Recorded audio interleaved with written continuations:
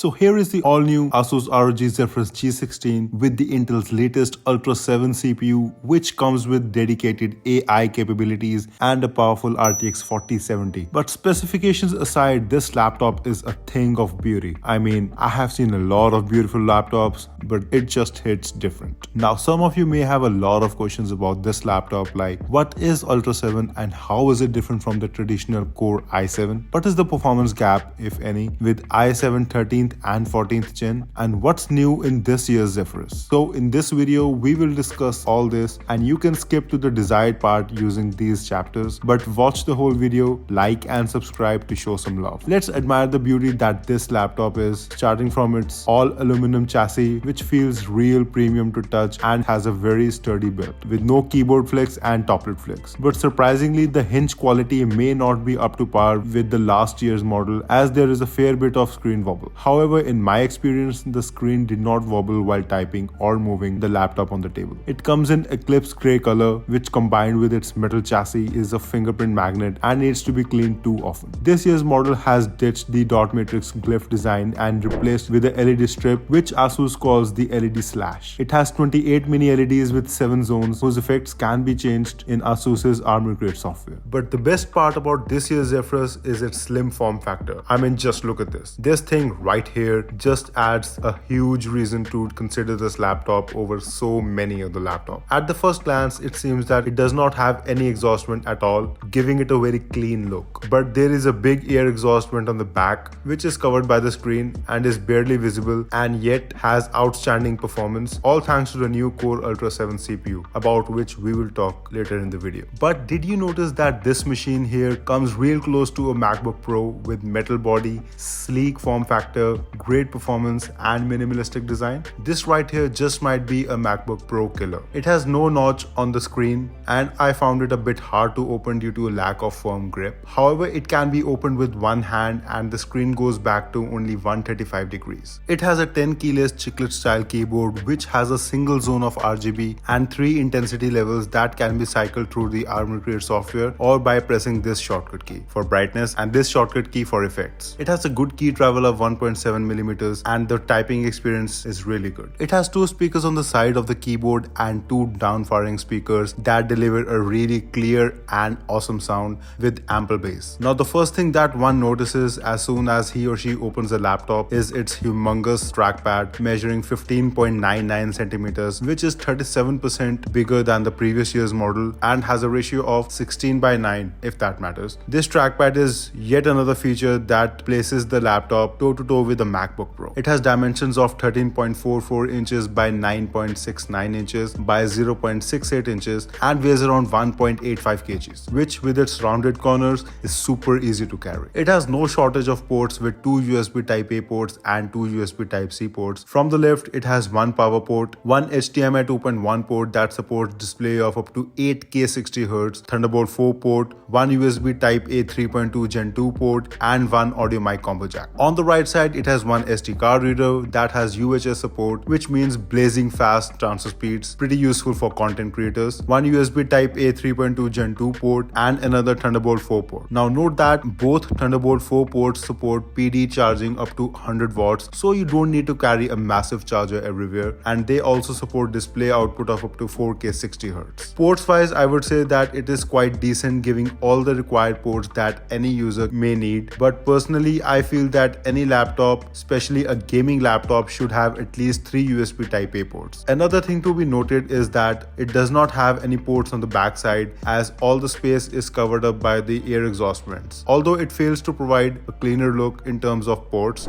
but I would easily trade it for a cleaner look with no vents on either side of the laptop. Coming to the screen, this laptop is yet another thing to marvel at, giving 16-inch OLED Nebula display with a native resolution of 2560 by 1600, so basically a 2.5K screen, an aspect ratio of 16:10 with 100% DCI-3 color gamut and a 1,000,000:1 contrast ratio. All thanks to its OLED screen, the colors on this screen are super punchy and looks absolute stunning. After all, it is Pandon rated. On top of that, it has a refresh rate of 240Hz and a screen response time of 0.2 milliseconds, and it comes with the support of G-Sync. The screen of this laptop is absolutely amazing. I mean, first of all, an OLED screen with a 2.5K resolution, and the colors and the refresh rate, I'm just out of words to describe it. It's that good. The only thing missing in this is an anti-glare display, as a glossy screen can get annoying after a while, but I think it can easily be ignored. It has no shortage of extra features like a mux switch with advanced Optimus, so you don't have to restart the laptop for it to take effect. It comes with MS Office lifetime activated, very useful for professionals and students. It has Wi-Fi 6 and Bluetooth 5.3 for a seamless connectivity. It has liquid metal instead of traditional thermal paste to help reduce temperatures real fast. It has a 1080p webcam, which along with its AI noise cancellation microphones are a perfect fit for online classes and meetings. It also has a support for Windows Hello, so it can be unlocked using your face. It comes with a 200-watt charger, and in my region, ASUS is also offering a 240-watt charger along with it at an additional cost. It has a 90-watt battery, which gave me a regular usage of 11 hours. Absolutely amazing. And gaming on battery gave about 1.5 hours of backup. One of the reasons of such amazing performance on battery life is due to the refreshed architecture of Core Ultra 7. Talking about which, let's see what's inside this spectacular machine. This laptop comes with Intel Core Ultra 7 155H, which has 16 cores and 22 threads, an RTX 4070 with 8GB of GDDR6 VRAM and a maximum TDP of 115 watts with dynamic boost, 16GB of LPDDR5 RAM clocked at 7467 MHz, and 1TB of Gen 4 NVMe. Now let's address the elephant in the room. What exactly is Ultra 7 and what do we compare it with? Well, the latest lineup of Intel CPU are gonna ditch the I in front of all their CPUs. So now the CPU lineup, at least for laptops, will consist of either Core 3, Core 5, Core 7 for regular CPUs, and Core Ultra 5, Core Ultra 7, and Core Ultra 9 for high performance CPUs. Notice that Ultra has no 3 processor. Now, how to know which laptop offers what? Well, notice the number after the 7, in this case 155H. Now, the 1 in this means Series 1, which will basically denote its generation. For example, the next generation may be called Ultra 7 255H, 2 denoting the second generation. And the H in the end represents power consumption, which is about the same as the previous generations, with H denoting the highest power consumption, P denoting a lower power consumption, and U denoting ultra low power consumption. But this is not it. You might be asking yourself, what is the difference between Core 7 and Core Ultra 7? Well, Ultra series CPU will have a dedicated neural processing unit known as the NPU, which can be understood just like there is a separate chip for an integrated graphics card on the CPU. This is a whole another chip dedicated for AI processing tasks. Again, this is very basic and extremely simplified information about the new CPU, so take that with a grain of salt. Now, to understand better, let's compare the i7 13th generation, i7 14th generation, and the Ultra 7 155H side by side. Although the core count of 13th generation and Ultra processor and Ultra 7 processor is about the same, i7 14th generation however has 4 more cores with 2 more performance cores. One thing to note about Ultra 7 processor is that the maximum TDP and the performance is lower than that of i7 14th generation and even the i7 13th generation with almost half the TDP, which actually makes it a perfect fit for ultra thin laptops like this one. But the real deal comes with the iGPU. While the 14th generation and 13th generation processors have the traditional UHD graphics with about 1.6 GHz of maximum performance, Ultra 7 comes with Intel's latest Arc graphics with the maximum frequency of 2.25 GHz, which is a massive boost for an iGPU. Some enthusiasts even compared this particular iGPU with the performance of GTX 1650 or RTX 2050. Also keep in mind that Intel Arc graphics iGPU also comes with ray tracing capabilities, which is just unprecedented for any iGPU. Now let's see the performance of Ultra 7 in performance benchmarks and compare them with i7 13th and 14th gen for better understanding of this laptop. Starting with Cinebench R23, Core Ultra 7 155H scored 18,372 in multi-core and 1730 in single-core performance, which is about 13% lower than the 13th generation and 22% lower than the 14th generation. Coming to Geekbench, it scored 12,479 in multi-core and 2249 in single-core performance, which is 7.5% less than 13th generation and 8.2% less than the 14th generation. 3D Mark TimeSpy scored 11,161 in CPU, 12,916 in GPU, and 12,695 in overall score. score. First, talking about the laptop's standalone performance, clearly it can handle any task that you can think of, including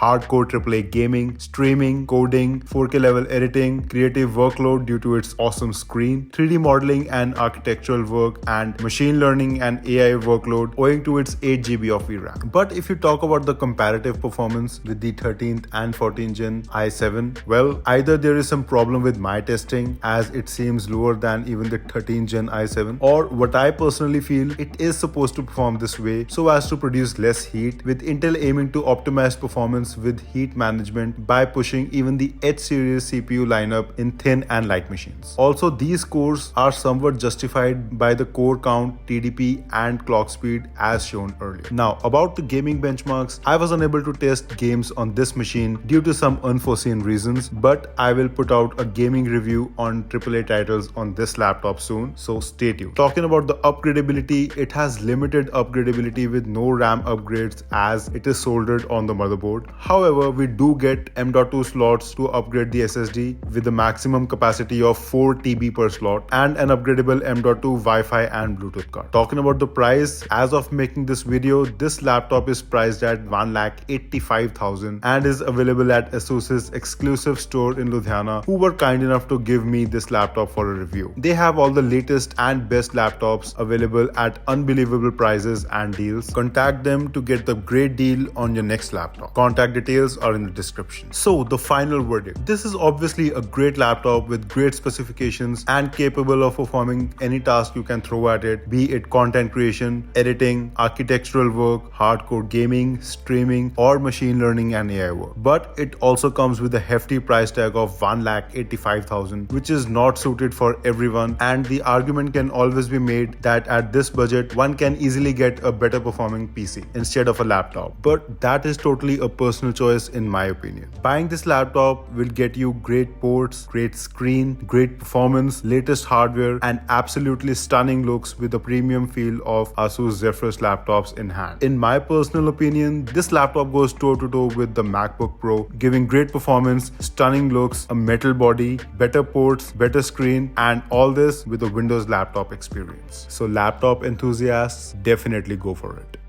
If you liked the review, please like the video, dislike if you didn't, tell me about it in the comment section, and consider subscribing for more videos like this.